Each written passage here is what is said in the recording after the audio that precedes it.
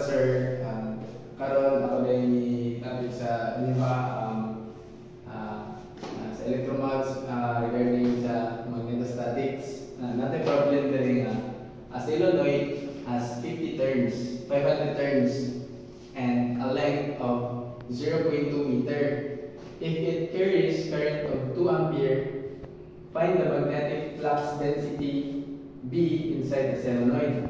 So, ang magnetic flux density B is given by the micro O, sub O, times ni H, which is a magnetic field intensity. So, given naman yung kini siya kung saan man ako siya balilaan nga 4 pi times 10 to the negative 7. So, atong kita na lang si H. Para mukha na to si H, natay number of turns times current all over sa length.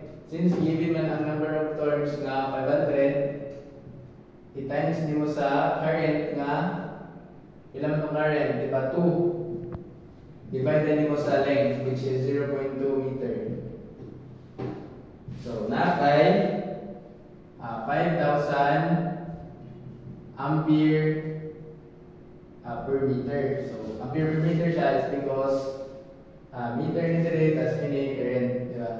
So, tas mapod ang unit sa magnetic field intensity. Karon makuha na to si magnetic flux density na B, di ba? So, B is equals to 4 pi times 10 to the negative 7 times 500 ampere per meter na yung magnetic field intensity.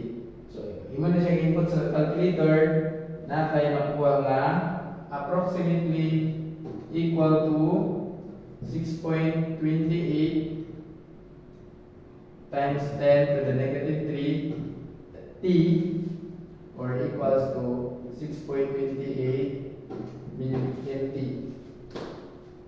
Diba? Tapos, mana siya answer there?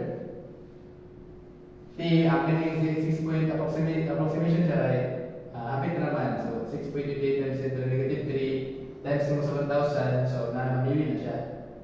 6.28 milli T.